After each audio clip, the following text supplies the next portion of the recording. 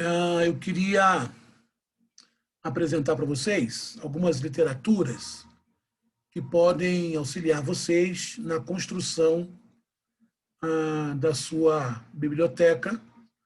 São literaturas que eu uso, né? Que me ajudam nos meus estudos e facilita na minha caminhada aí teológica.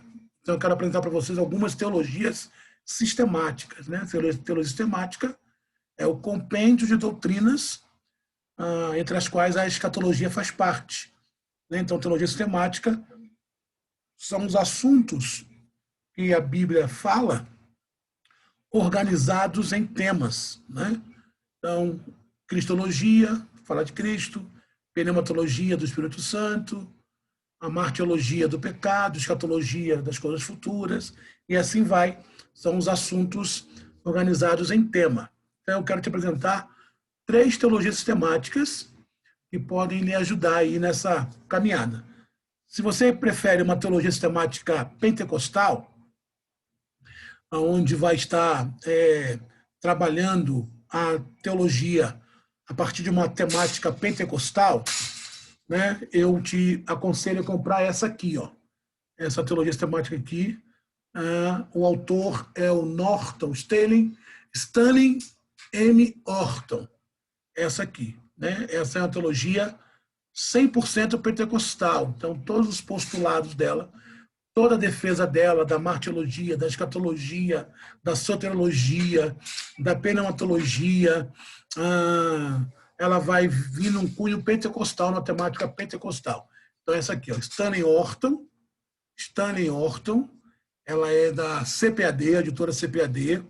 Tem uma outra, tem uma mais nova, mas aquela não é muito boa, não. Essa é a melhor, tá? Tem uma nova, a CPAD lançou uma nova aí, mas não é muito boa, não. Se você prefere uma teologia pentecostal, uma teologia sistemática pentecostal, a melhor que tem é essa aqui, do Stanley Orton, tá? Essa é boa. Então, ela é boa. Você pode encontrar ela na Rocha Eterna, você pode encontrar ela na CPAD, ou então você pode pedir pelo site. Né? Tem várias livrarias evangélicas aí que você pode pedir. Ela é boa, tá? Uma segunda que eu quero te apresentar é essa aqui, ó. Essa aqui, do Gruden, né? Ela é do Gruden. O nome do autor é Wayne Gruden. Essa aqui, Doutrinas Cristãs. É uma linguagem boa. Essa aqui é mais técnica. Essa aqui é mais acadêmica, é mais técnica. Essa aqui, ela tem uma linguagem mais tranquila, mas também é uma boa teologia.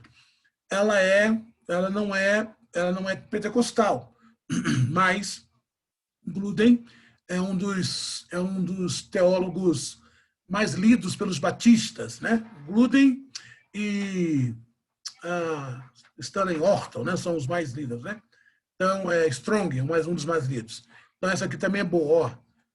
Doutrinas Cristãs, também vai abordar a escatologia. Então, você vai ter a doutrina da palavra de Deus, a doutrina do homem, que é a antropologia, você vai ter a cristologia, você vai ter a eclesiologia, tá? Então, também é uma boa teologia sistemática, fininha, tranquilinha. São livros de estudos, não são livros de leitura, livro de estudo, tá? E uma terceira que eu quero te apresentar, e essa aqui mais completa, é essa aqui, ó, do Alistair McGrath. Ó. Teologia sistemática. O bom dessa aqui, do Alistair McGrath, é que ele faz uma leitura histórica, teológica e filosófica. Sistemática, histórica e filosófica. Ele faz uma abordagem da teologia, uma abordagem sistemática, apresentando as doutrinas, uma abordagem histórica e uma abordagem filosófica. Ó. Teologia sistemática de o Alistair McGrath. É uma boa teologia sistemática também. São literaturas que eu uso e podem te auxiliar aí no seu caminhar teológico e pode te dar aí uma boa compreensão acerca dos assuntos que nós estamos tratando, ou do assunto que estamos tratando, que é a escatologia. Tá bom? Amanhã eu apresento outras para você. Tá? Essas são as... então, essa, a sistema H, a canatologia pentecostal. Essa aqui, do Stanley Horton, a canatologia que fica no meio, nem pentecostal e nem reformada. Então, essa aqui, do Wayne Gruden, tá bom? 3 teologias pentecostais ou sistemáticas para você aprender. Tá bom? Então, eu vou colocar lá no zap a figura das teologias. Prontos para a segunda rodada? Vamos lá, então, tomando café. Deixa eu compartilhar a tela. Bem,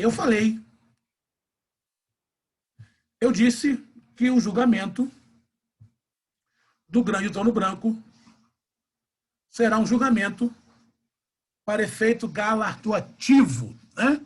É lá no grande trono branco, é lá no grande tribunal de Cristo que nós vamos receber as nossas coroas. Receber as nossas coroas. E aí, quais são as coroas que estão preparadas para os crentes, para os salvos? Quais são as possíveis coroas que você pode receber ao chegar no tribunal de Cristo? Vamos lá. A primeira coroa é a coroa da vida. Essa coroa, ela está reservada, ela será concedida àqueles que perseverarem em meio às provações.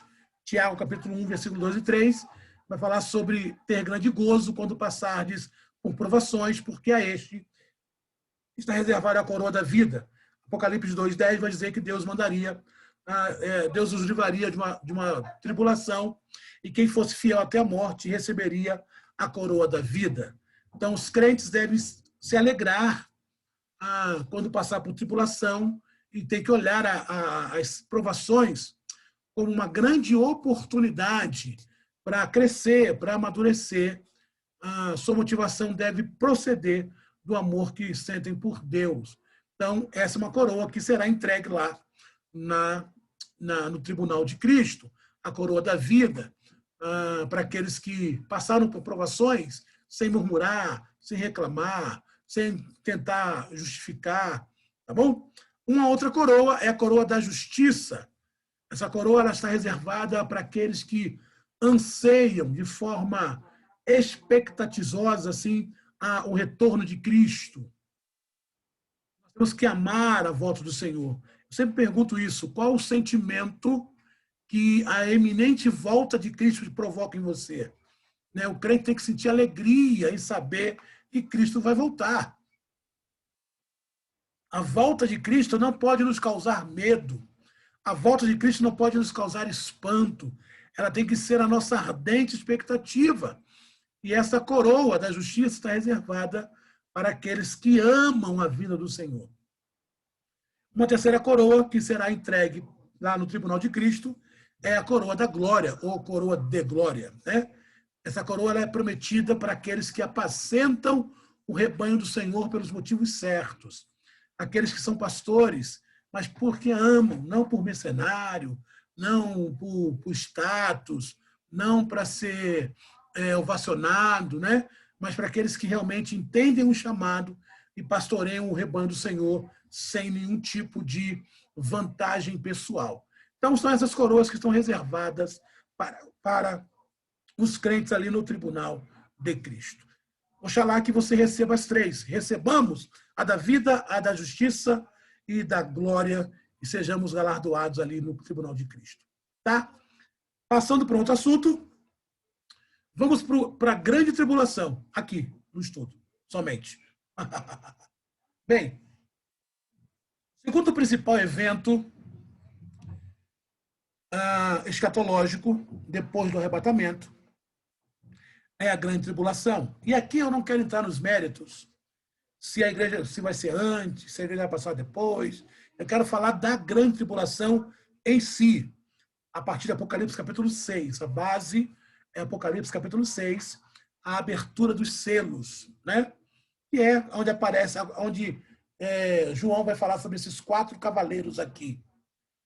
Depois do capítulo 1, 2 e 3 de Apocalipse, onde João está escrevendo as cartas para as 7 igrejas, No capítulo 4, João ele vai estar no céu, na visão de Apocalipse, onde ele vai ver um livro selado e onde ninguém é digno de desatar os selos.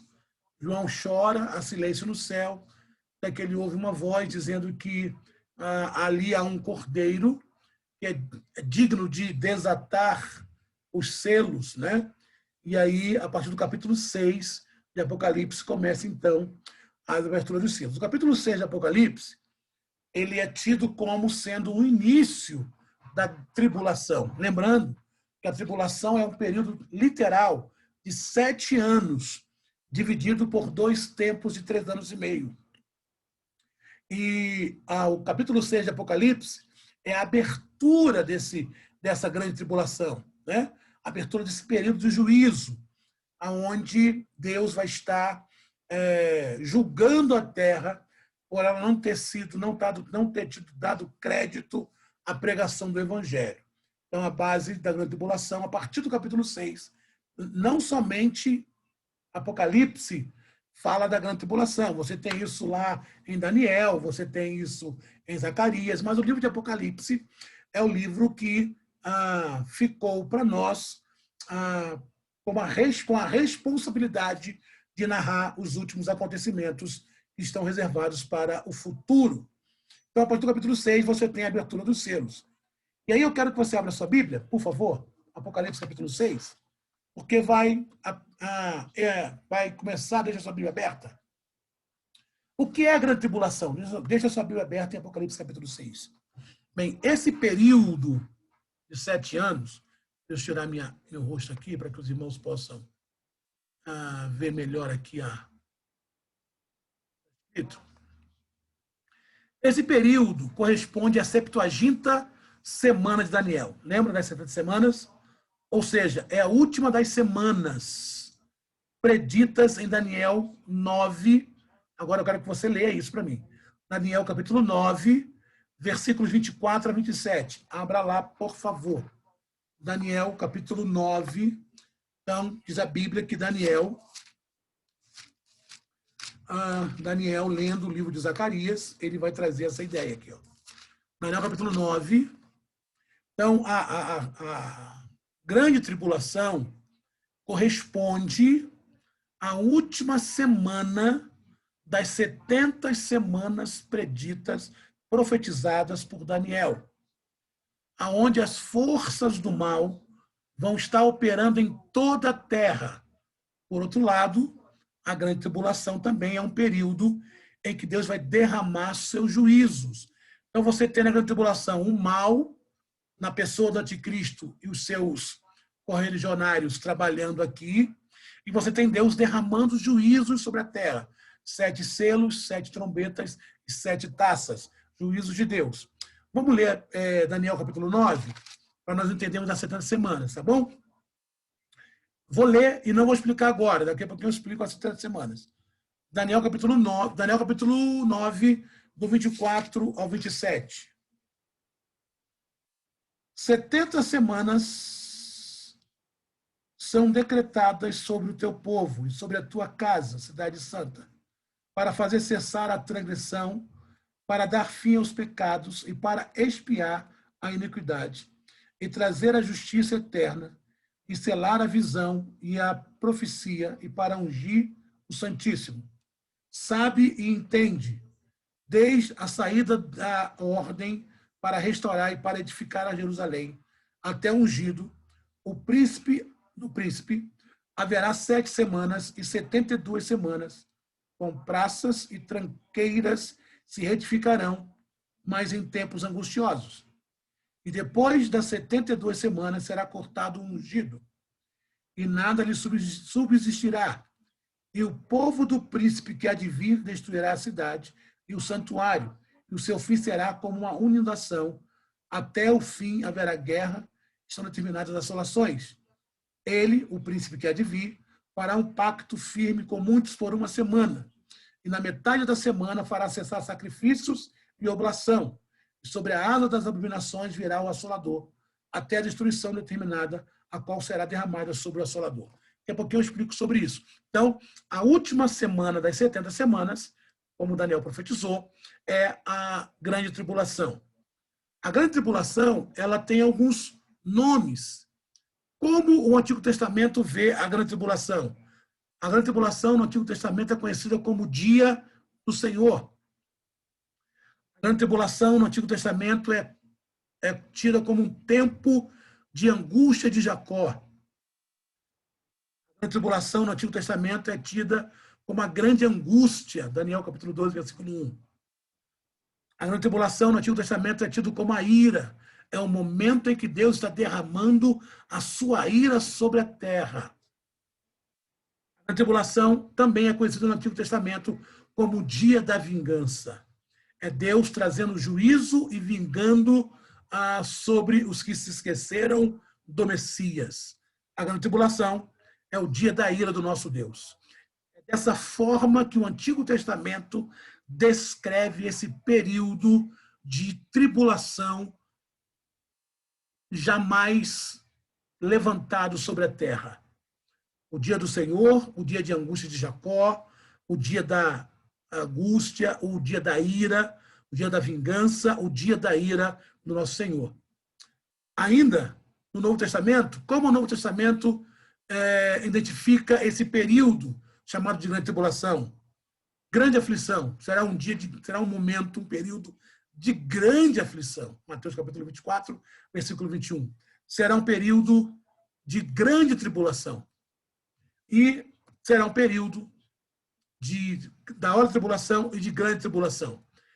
Então, perceba que as nomenclaturas, tanto que o Antigo quanto o Novo Testamento dá para a grande tribulação, são terríveis, porque é um período de angústia. É o pior período. A Bíblia vai dizer que, igual à grande tribulação, nunca houve e nunca haverá dias iguais a esse momento. Serão 7 anos que acontece, que são determinados sobre a terra. 7 anos de tribulação. Aqui está o quadro das 70 semanas. Aqui está o quadro das 70 semanas. Deixa eu tirar meu rosto aqui para que os irmãos entendam. Aqui está o quadro. Para a gente entender a Septuaginta. Então, o texto de Daniel vai dizer que 70 semanas estão decretadas sobre o teu povo, sobre Israel.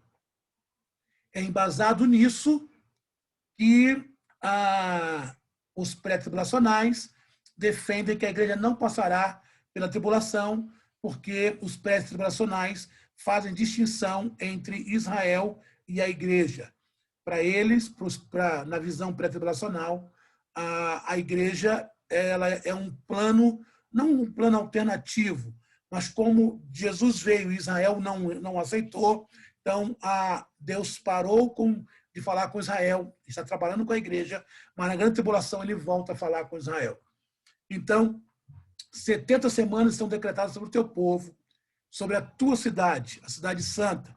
Estou lendo aqui, para dar fim aos pecados, para expiar a iniquidade e trazer a justiça eterna, estelar a visão e a profecia para ungir o Santíssimo. Bem, aí Daniel vai dizer assim, entenda, quando é que começou as contagens? A contagem ela começou na reconstrução do templo. A contagem ela começa na reconstrução, quando Neemias, Zorobabel e Ageu começam a reconstruir o templo, ali começa a contagem das semanas. Passam-se 62 semanas até a vinda e a morte de Jesus. Então, 49 anos, uma semana, 434 anos, 62 semanas. Então, 62 mais 7, 69. Falta uma semana. Então, a contagem da semana, segundo a profecia de Daniel, a contagem da semana, ela é interrompida com a morte do... Opa, deixa eu voltar. Deixa eu voltar.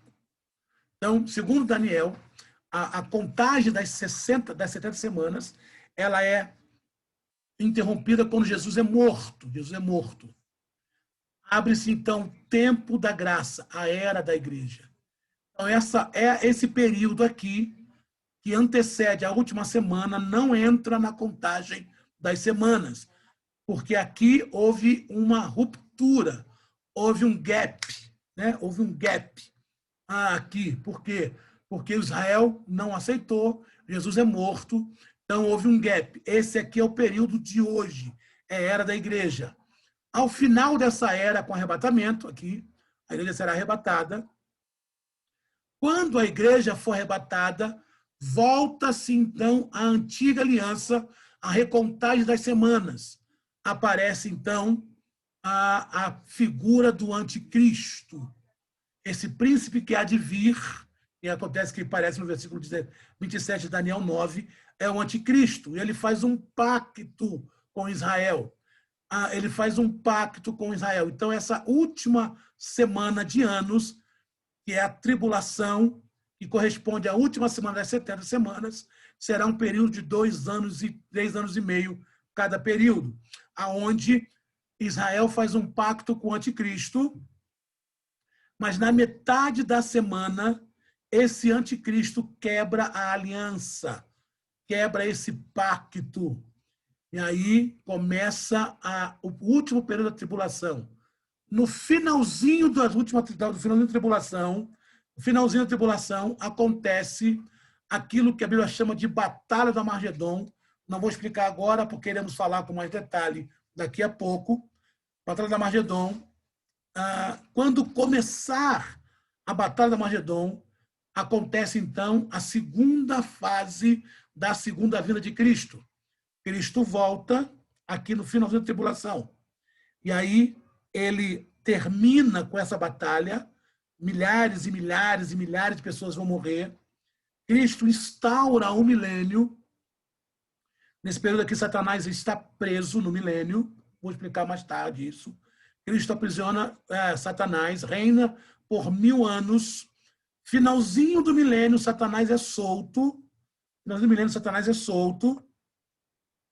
Ele vai tentar persuadir as nações, o povo que está aqui, que eu vou explicar que povo é esse, aonde Cristo vai desfazer com o sopro, Cristo vai desfazer com o sopro da sua boca e vai se instaurar o grande trono branco e condenação para quem não for escrito no livro da vida, um gozo eterno por quem está no livro da vida. Então, esse é o quadro das 70 semanas. Então, a última semana corresponde à grande tribulação, que é o assunto que estamos estudando agora, que acontece depois do arrebatamento, tá bom? Então, aqui é a grande tribulação, que corresponde à última semana das 70 semanas de Daniel.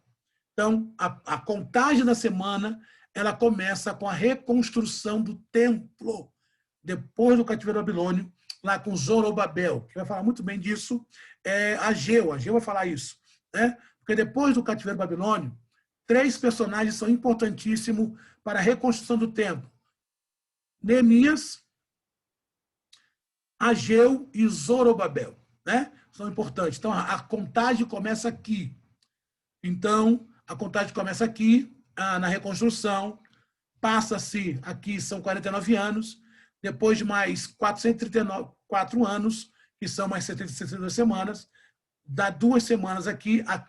Então, aqui vai discorrer todo o Antigo Testamento. Todo o Antigo Testamento vai discorrer aqui, um pouco do Novo, até a morte do ungido. Começa o período da igreja, chamada Era da Graça. A igreja arrebatada, começa a tribulação. Tá bom? Então, a grande tribulação é esse período onde essas atrocidades vão acontecer. E aí, o que está reservado para a tribulação? Os juízos. Apocalipse, ele tem 3 séries de juízos de 7. Na verdade, o número 7 ele é muito comum no Apocalipse, né? São 7 trombetas, 7 selos, 7 taças, né? Então, o número 7 é muito visível no livro no Antigo Testamento, no Apocalipse, porque o 7 ele faz menção à perfeição de Deus.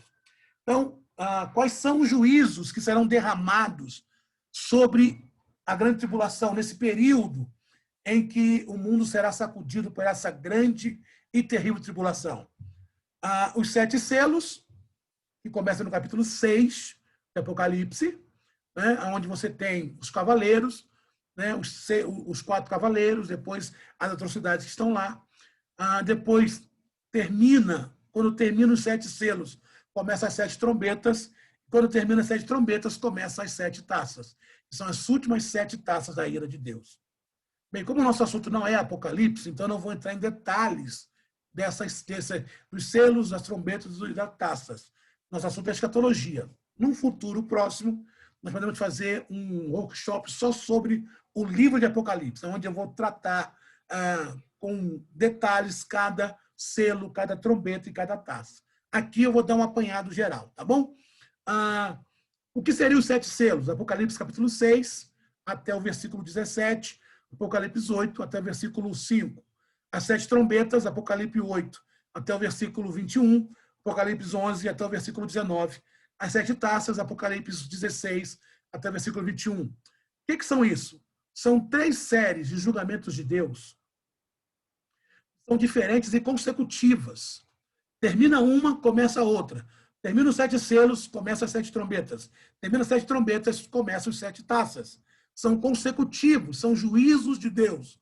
São catástrofes, são juízos de Deus sobre os homens que estiverem aqui nesse período chamado Grande Tribulação. Eles são consecutivos, porque quando termina um, começa o outro. Os julgamentos progressivamente vão piorando. Então, os 7 selos, as 7 trombetas é pior do que os 7 selos. Consequentemente, as 7 taças, pior do que as 7 trombetas, pior do que os 7 selos. Então, eles se tornam pior eles vão se tornando pior. E se tornam não somente piores, mas mais devastadores, à medida que o fim dos tempos vai progredindo, à medida que vai terminando a grande tribulação, esses tormentos vão se intensificando. Os 7 selos, as trombetas e as taças estão conectadas uns aos outros, um anuncia o outro. O 7º selo inicia as 7 trombetas. A 7 trombeta inicia as 7 taças. São consecutivos. Tudo isso no período de 7 anos, que é um período chamado Grande Tribulação. Tá bom? Quais são os personagens dessa Grande Tribulação? Quais são os personagens que surgem nessa tribulação? São eles, os 144 mil selados, as 2 testemunhas, a mulher e o dragão. Capítulo 7, 144 mil selados. Capítulo 11, 2 testemunhas. Capítulo 12, a mulher e o dragão. Quais são os personagens? No capítulo 13, o anticristo aparece, no capítulo 13. O falso profeta também aparece no capítulo 13. E no capítulo 17 vai aparecer uma mulher, que o Apocalipse chama de prostituta montada sobre uma besta. Então, esses são os personagens que aparecem, e eu coloquei as figuras como elas aparecem no Apocalipse, tá? Então, são sequenciais. Então, elas aparecem sequenciais. Eu quero dar uma pausa aqui para explicar que, assim como toda a Bíblia, o Apocalipse também não é escrito em ordem cronológica. Tá? Não é porque esses personagens aparecem assim, nessa disposição, capítulo 7 aparece os 144 mil, capítulo 11, as 2 testemunhas, capítulo 13, as bestas, falso profeta e anticristo, capítulo 17, capítulo 12, a mulher e o dragão. Embora eles apareçam assim, eles não estão em ordem cronológica, assim como toda a Bíblia. A Bíblia ela não foi apresentada para nós em ordem cronológica, mas ela é apresentada para nós em ordem de fatos, como os fatos acontecem. Então, por isso que ela tem essa disposição, tá bom? Mas, então, o estudo aqui, eu estou apresentando da forma como aparece no Apocalipse, tá bom? Então, o primeiro que aparece no capítulo 7, são os 144 mil. Vamos ler? Abra aí, Apocalipse capítulo 7. Daqui a pouquinho eu vou parar para a gente dar perguntas e respostas. Apocalipse capítulo 7 vai dizer que antes de começar os juízos das trombetas, finalzinho do último selo, dá uma parada para que sele na testa, Apocalipse capítulo 7, versículo 1. Apocalipse 7, 1. Depois dessas coisas, vi 4 anjos que estavam sobre os 4 cantos da terra, retendo os ventos da terra, para que nenhum vento soprasse, sobre a terra, nem sobre o mar, nem sobre a árvore alguma. E vi outro anjo subir da banda do sol nascente, que tinha um selo de Deus vivo, e clamou com grande voz aos 4 anjos, a quem fora dado o poder de danificar a terra e o mar, dizendo: não danifiqueis a terra, nem o mar, nem as árvores, até que hajamos assinalados na testa os servos do nosso Deus. E ouvi o número dos assinalados, que eram 144 mil de todas as tribos dos filhos de Israel. Aí você vai ver aí 12 mil de cada tribo. A grande pergunta é: quem são esses 144 mil? Quem são os 144 mil? A princípio, não são os mormons, tá bom? Não são os mormons como eles diziam que eram, não. Mas quem são esses 144 mil? Bem, nós temos 2 alternativas. Vamos lá. Os 144 mil são descritos como servo de Deus, proveniente das tribos dos filhos de Israel. Isso é claro. Isso fala que o anjo pede para não danificar nada até que eles possam marcar 144 mil das tribos de Israel. E quando você continua lendo o texto, são 12 mil de cada tribo. Então Deus vai marcar nas testas para indicar a consagração e que eles pertencem a Deus. Esses homens são marcados por Deus. Nós temos duas prováveis identidades desses homens. Quem são esses 144 mil? Bem, tem aquelas pessoas que defendem que esses 144 mil não é um número específico, mas sejam os primeiros convertidos de uma grande colheita de almas que serão ganhas para Deus, dentre todas as nações e tribos, povos, línguas durante a tribulação. Então, há teólogos que defendem que esses homens, ou que esse número, não é um número fixo, mas sim um número representativo, um número simbólico dos primeiros convertidos, das pessoas que vão se converter entre as nações durante a tribulação.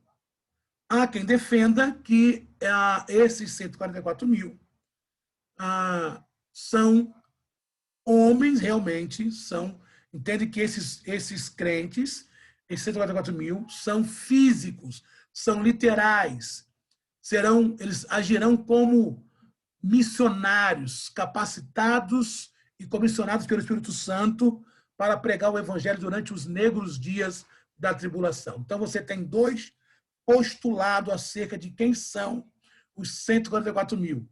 Aos que defendem que é um número representativo, um número simbólico e não literal. E aos que defendem que, sim, são 144 mil literais e esses homens serão comissionados pelo Espírito Santo e capacitados por Deus para pregar o evangelho durante a tribulação. Eu, particularmente, defendo a segunda interpretação. Eu creio que os 144 mil, embora o Apocalipse seja um livro simbólico, muito simbólico, eu acredito que os 144 mil realmente sejam literais. Por quê? Pela descrição do texto. Quando você continua lendo o texto é muito claro. O texto diz, olha, pare com juízos, pare com o derramar das pragas, até que eu cele na testa, eu separe 144 mil homens de cada tribo de Israel para a obra que o Senhor tem com eles. Então, eu particularmente acredito que eles não são um número simbólico, mas que esses 144 mil são judeus separados, específicos por Deus para pregar o evangelho durante a grande tribulação. E a grande tribulação, embora seja um período negro, mas será um período onde o evangelho será pregado, muito pregado. Então, eu acredito na segunda hipótese que sim, os 144 mil sejam homens realmente separados por Deus para pregar o evangelho. Tá bom? Seguindo. Outros personagens são as duas testemunhas que aparecem lá no capítulo 11. Diz a Bíblia que essas duas testemunhas serão levantadas por Deus para pregar o evangelho durante a tribulação. Sobre elas, o anticristo não tem nenhum tipo de poder. E aí muito se fala sobre as duas testemunhas. Há muita especulação sobre elas. Vamos lá? As duas testemunhas são dois profetas que vão surgir nesse tempo chamado tribulação. E eles vão ser usados por Deus em grandes milagres. Eles são testemunhas de Deus e ninguém, nem o anticristo, nem os seus exércitos, poderá impedi-los até que venha o tempo da sua morte, até que venha a besta. As duas testemunhas, elas vão incomodar as nações com a mensagem do evangelho. Então, perceba, você tem 144 mil pregando o evangelho, você tem duas testemunhas pregando o evangelho. Apocalipse 11:3 fala sobre essas duas testemunhas. Elas vão surgir e vão profetizar durante 1.260 dias. E se fizer a conta, vai dar cerca de 3 anos e meio. Final da tribulação. Elas estão vestidas de pano de saco, roupa tradicional de lamento, que era do tempo da Bíblia. Elas vão ter poder para enviar pragas, para parar a chuva e para destruir os seus inimigos. Depois que elas terminarem ali o seu trabalho, o anticristo vai vir sobre elas e vai matá-las. Vão deixar os seus corpos em praça pública, expostos lá em Jerusalém. Pessoas vão ficar felizes com a morte dessas duas testemunhas, porque elas incomodam as nações com a sua pregação. Só que, ao final de 3 dias, Deus vai novamente trazer vidas a elas e todos ficarão aterrorizados. Quem são as duas testemunhas? Essa é a pergunta que mais fazem. A Bíblia, ela não diz quem são as duas testemunhas. A Bíblia não fala quem são as duas testemunhas. A Bíblia apenas diz o que elas vão fazer quando forem reveladas. Provavelmente vão surgir um pouco antes do anticristo, que vai matá-las depois. Nós não sabemos quando isso será. Esse é um mistério que ainda não foi revelado. Quem são elas? Pela descrição, parece que as duas testemunhas são pessoas de carne e osso, são pessoas normais. Elas fazem sinais como o profeta do Antigo Testamento, testemunho de Jesus. Mas a Bíblia não diz que são os mesmos profetas do Antigo Testamento, que voltaram a viver. A Bíblia diz que os mortos não voltam à terra. Então, as duas testemunhas, embora elas pareçam ser Elias e Moisés, devido à descrição delas, como o Apocalipse apresenta, a Bíblia não diz que elas são Elias e Moisés. A Bíblia fala que elas têm sobre eles poder, como Deus usava no Antigo Testamento. Tá bom? Vou parar aqui, são 5:10. Vou interromper aqui e perguntar se alguém tem alguma pergunta acerca do que nós falamos até agora. Se alguém tiver alguma pergunta, fale aí agora ou fale para sempre. Irmão Hector tem uma pergunta. Abra aí o seu microfone e pergunte. Pastor, eu gostaria de saber se esses 144 mil homens que vão vir na Terra, em forma humana, né? Eles vão morrer? Eles morrem? Morrem. Abre aí Apocalipse capítulo 11. Bota pau aí mesmo. Apocalipse capítulo 11. Abra aí. Eles vão pregar durante 1.260 dias, que corresponde a 3 anos e meio. Eles vão atormentar as nações que estão sendo governadas pelo anticristo com as suas mensagens. Mas diz o texto que eles serão mortos, eles vão morrer. Apocalipse capítulo 11, abra lá, Apocalipse capítulo 11. Eles serão mortos, literalmente mortos. Apocalipse capítulo 11, versículo de número 7. E quando acabarem o seu testemunho, das duas testemunhas, a besta, que sobe do abismo, lhes fará guerra e os vencerá e os matará. Então, eles serão mortos. Literalmente serão mortos. Só que o que acontece depois é espantoso. Versículo 8. Exagerar o seu corpo morto na praça da grande cidade, que espiritualmente se chama Sodoma e Egito, onde seu Senhor também foi crucificado. E homens de vários povos, tribos e línguas e nações verão seu corpo morto por 3 dias e meio e não permitirão que o seu corpo morto seja posto em sepulcro. E os que habitam na terra se regozijarão sobre eles, se alegrarão e se matarão, mandarão presente uns aos outros. O povo vai festejar a morte deles, porque eles tinham poder de atormentar a terra. Só que no versículo de número 11 vai dizer que depois de 3 dias e meio, o espírito de vida volta, vindo de Deus, entra neles e eles se colocam de pé. E aí cai grande temor sobre os que os viram. Então eles serão mortos, sim, literalmente. Mas depois de 3 dias de morto, eles ressuscitarão, porque eles são seres humanos. Tá bom? Entendeu? Tanto eles e as duas testemunhas também? Vai acontecer a mesma coisa? Não, esses que eu li são as duas testemunhas. Os 144 mil não morrem. Eu queria saber os 144 mil. Se eles vindo, eles vão morrer pregando o evangelho, se alguém vai pegar ele. A Bíblia não fala nada sobre morte dos 144 mil. A Bíblia fala que eles sairão pela terra pregando o evangelho. E a Bíblia diz que eles são marcados justamente para que não sejam alcançados nem pelo anticristo, nem pelos flagelos que vêm da terra. Então, sobre eles não tem esse domínio. Mas já sobre as duas testemunhas, elas são mortas e, ao final de 3 dias e meio, ressuscitam. Ok? Ok. Certo. Mais alguma pergunta?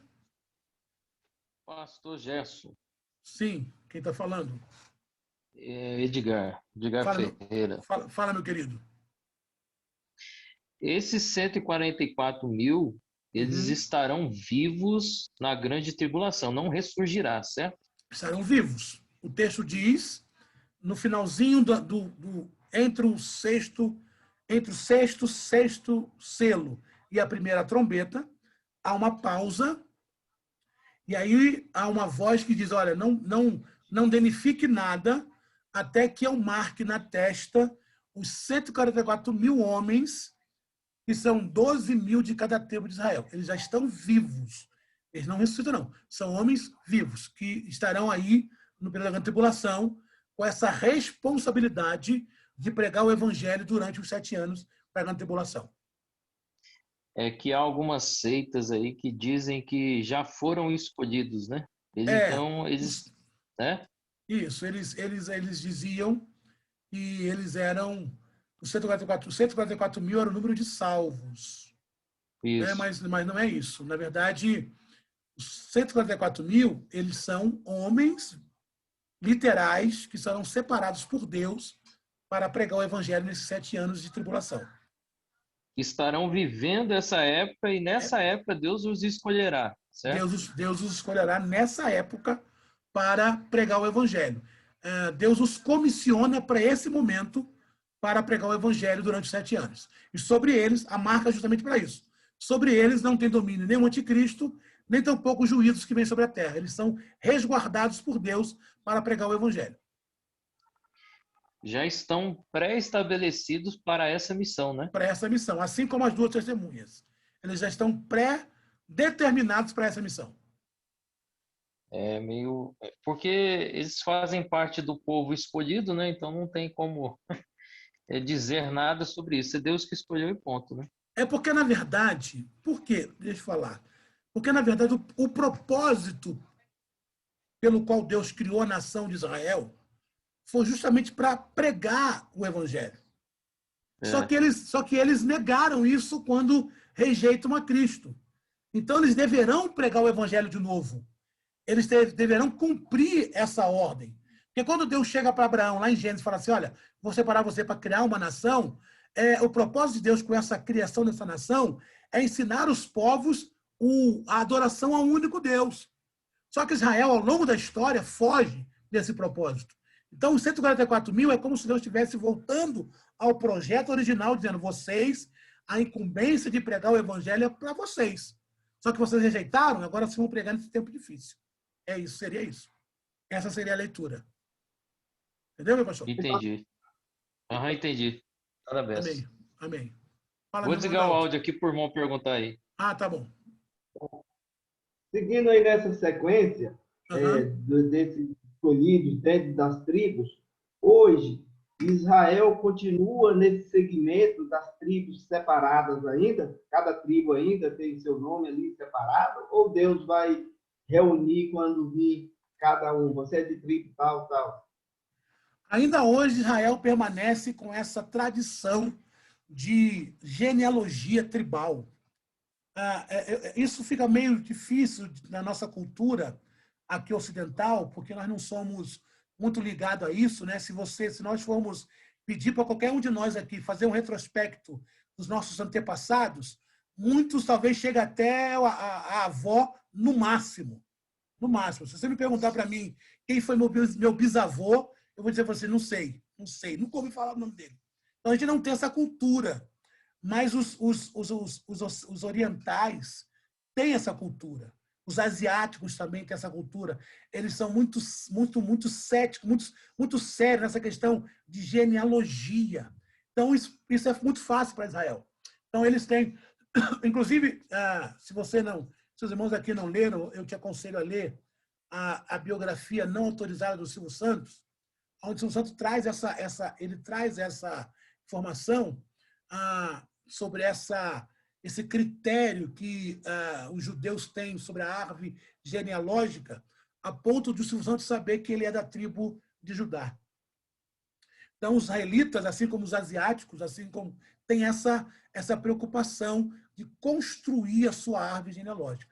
Então, por isso que não haverá nenhuma dificuldade no período da grande tribulação, o Senhor selar 12 mil de cada tribo, porque eles têm isso documentado de qual tribo eles pertencem. Entendeu, meu irmão? Acho que tem uma pergunta aqui no chat. No julgamento do grande trono branco, o Guilherme está perguntando, é possível que alguém ainda seja salvo, além daqueles que já foram no arrebatamento e passaram pelo tribunal de Cristo? Não. Assim como o tribunal de Cristo é só para salvo, quem está lá não pode ser condenado, o grande trono branco é só para condenado. Quem está lá não pode ser salvo. Uma vez que alguém chegou no grande trono branco, já está condenado. Assim como o tribunal de Cristo é para efeito galardoativo e não condenativo, o grande trono branco é para efeito de alongamento de punição e não para absolvição. Então é impossível alguém no tribunal de Cristo ser condenado, como é impossível alguém no grande trono branco ser absolvido. Certo? Hein, pastor? Sou eu de novo, Edgar. É importante frisar que a liberdade que Paulo fala, se a pessoa estiver vivendo uma vida dupla ou se apoiando nessa liberdade, ela não comparecerá ao tribunal de forma alguma. De forma alguma. Né? Quem tiver uma vida dúbia, um evangelho meia boca, vai comparecer no grande trono branco. Porque essa liberdade que ele fala é uma reflexão e um alerta. Olha, não utilize, Isso. não se respalde, não tente justificar o seu pecado O seu erro nessa nisso. liberdade de Cristo. Exatamente. Isso. Exatamente. A questão é aqueles que se esforçam e de repente tem a Bíblia até fala de transgressão e não pecado, né? Sim. Que comete transgressões, mas se arrepende e pede perdão a Deus, esse sim, pela misericórdia, vai comparecer ante o tribunal, o tribunal de Cristo, Tribunal não de o trono Cristo. branco. Exatamente. Boa colocação. Não é isso? Exatamente. Maravilha. Mais alguma pergunta? Mais alguma pergunta? Se tiver, fale agora ou cale para sempre. Pastor Gerson, Sim, meu querido. Ronaldo, seu aluno do CEID. Fala, meu amado. Deixa eu te perguntar uma coisa. Se fala muito, se fala não, né? É real as igrejas perseguidas, né, no mundo afora, Uhum. e pessoas para pregar e ouvir o evangelho têm muitas dificuldades. Uhum. Muito até são mortos, assassinados por conta disso. Como seria, na sua visão, a pregação do evangelho nesses 7 anos do grande tormento do anticristo, esses 7 anos de tribulação, de grandes tribulações aqui na Terra? Jesus, quando fala sobre isso, lá em Mateus 24, ele faz uma distinção entre o evangelho da graça, que é esse evangelho pregado hoje, com o evangelho do reino, que será o evangelho pregado na tribulação. O evangelho que for pregado na tribulação será um evangelho pregado em meio a dores. É um evangelho que chega quase nas raízes acusativas. Tudo o que está acontecendo porque você rejeitou Cristo. O que está acontecendo hoje é porque você não se prostrou àquele que veio e morreu na cruz do Calvário. Então, a única chance que você tem para se escapar disso é reconhecendo seus pecados e fugindo do anticristo e tentando não negar Cristo. Então, será um evangelho nessa pegada, o evangelho do reino, porque o reino é Cristo. Hoje é o evangelho da graça, o evangelho do Jesus te ama, ele quer te levar para o céu, você tem liberdade de aceitar ou não. Então, na grande tribulação não tem isso, é o evangelho do reino, é o evangelho de botar o dedo na ferida. Então, esse é o evangelho.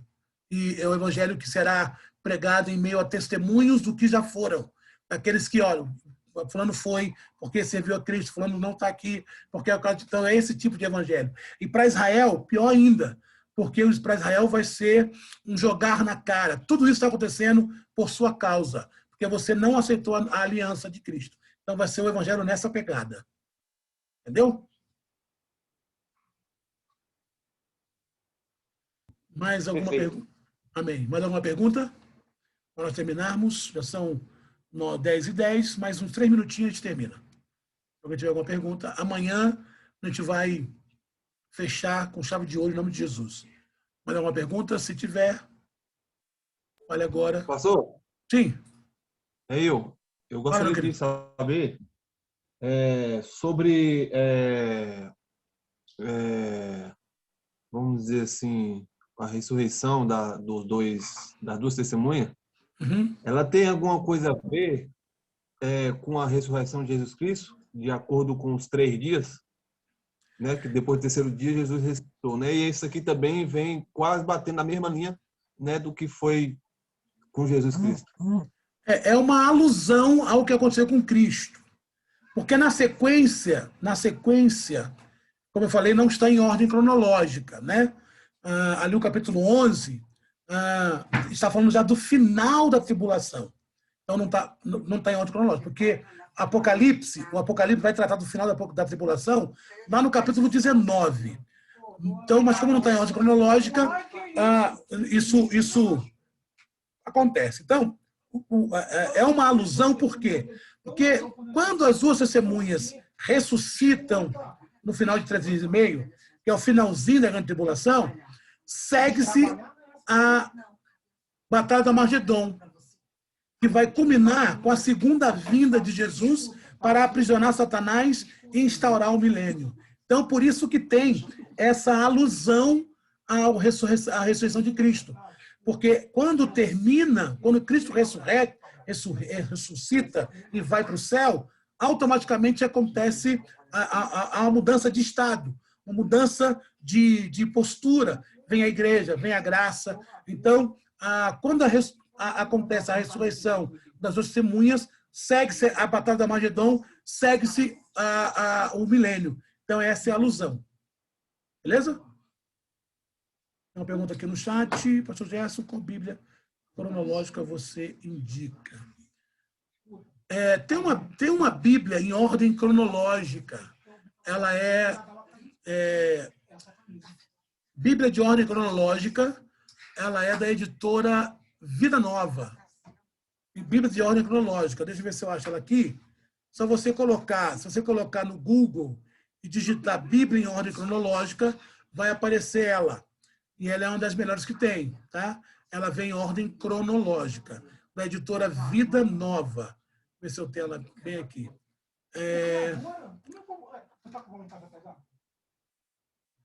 Ordem cronológica. Só mostrar para você rapidinho qual é ela, para você... deixa eu botar aqui.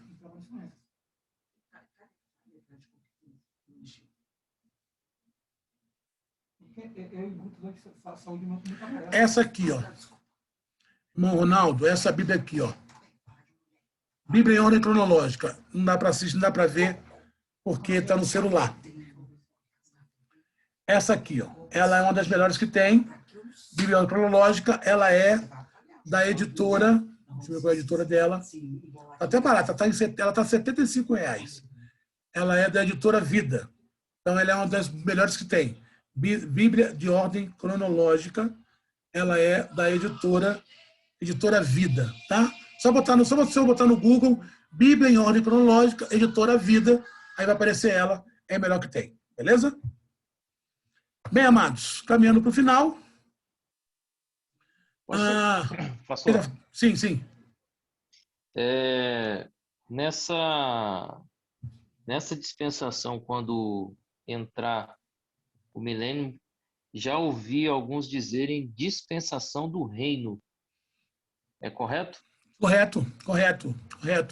Porque você tem inocência, consciência, governo humano, patriarcal, lei, graça e reino. Então, essas são as dispensações, né? Então, o milênio é a última das dispensações. Então, a dispensação do reino, que é o reino milenal. Então, você tem essas 7. Certo. Beleza? Outra coisa, na grande tribulação, a respeito da morte, procurarão e não acharão. Como que é? Realmente a pessoa ela não vai encontrar. Como é que o senhor vê isso? Nos últimos 6 meses da tribulação, a pessoa vai morrer, mas com dificuldade. Exemplo, se o camarada está sendo atormentado e aí ele quer morrer logo, aí ele se joga do prédio. Se fosse no dia de hoje, ele morria instantaneamente.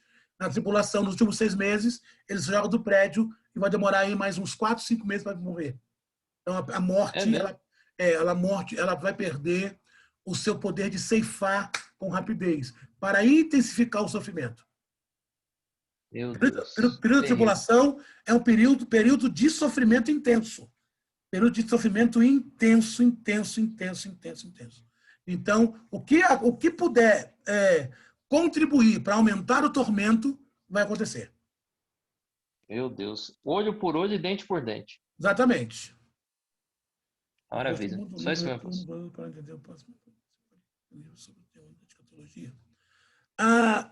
Você tem esse livro aqui, ó, o melhor livro de escatologia sobre o assunto. Deixa eu só escrever aqui. Eu não vou levantar, porque eu tenho na estante ali, mas vou escrever aqui.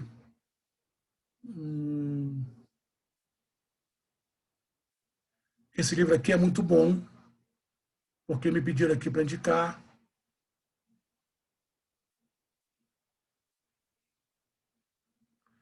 E aí, esse livro, ele é muito bom, e esse autor aqui é um dos melhores que existe. Esse aqui, ó, é do Osborne. Ele é expositivo. Esse livro, ó. Esse livro aqui, ele é expositivo. Ele é expositivo e exegético, né?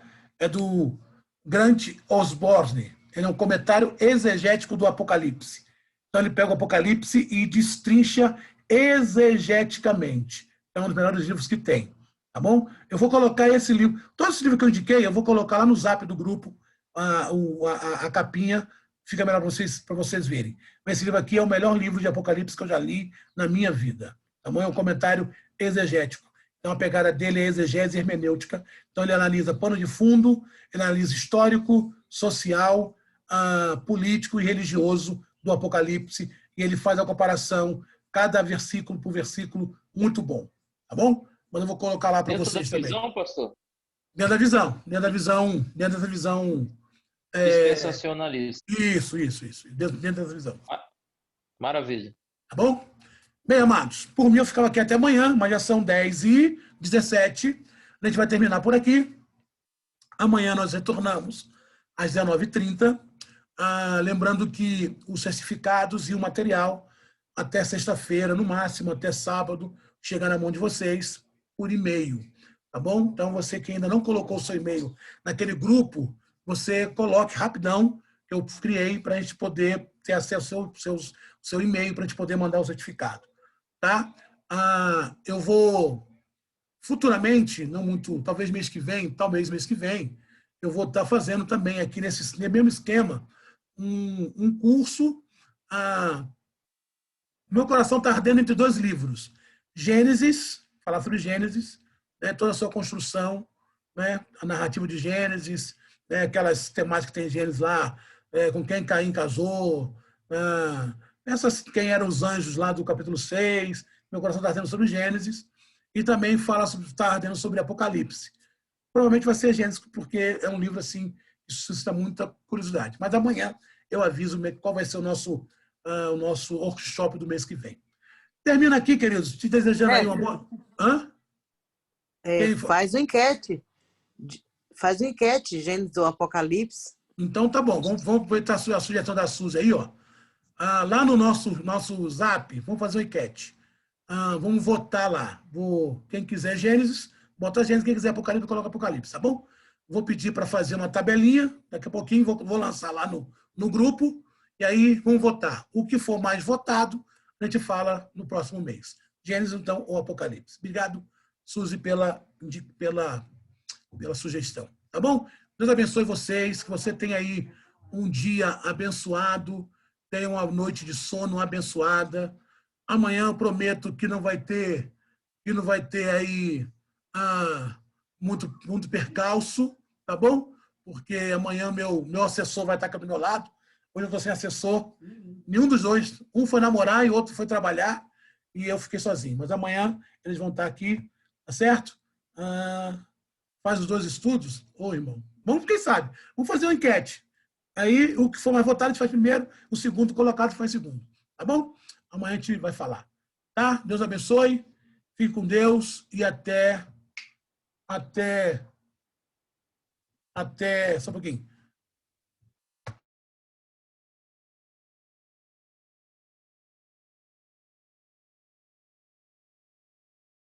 Tá bom? Vou pedir alguém para orar para terminar. Pedir alguém para orar. Como a Suzy falou aí comigo, Suzy, você pode terminar para orar para nós aí? Ora aí para nós terminar. Em nome de Jesus, tá me ouvindo? Suzy vai orar, a gente vai, Suzy vai orar para a gente terminar, e a gente termina, e amanhã, às 19h30. Ora para nós. Vamos lá. Senhor, na tua presença estamos mais uma vez para te adorar, te agradecer e agradecer pelo teu filho que tu colocaste em nossas vidas para nos ensinar, né? Que tu deste ele o dom do ensino.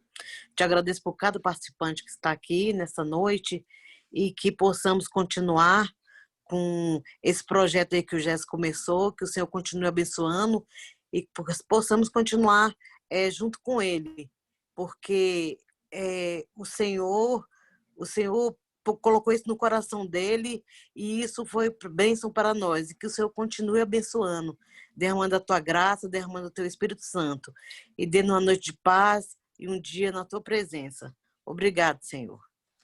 Amém. Amém, amados. Até amanhã, querendo Deus. Tamo junto. Amanhã. Caso surja alguma pergunta, pode colocar lá no site, tá bom? Uma coisa que ficou sem falar, coloca lá no Zap, que eu vou respondendo aí com os irmãos. Tá bom? Deus abençoe. Até amanhã.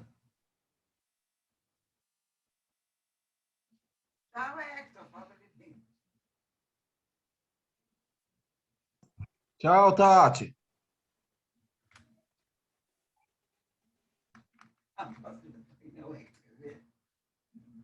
Um abraço. Depois vou comer o bolo.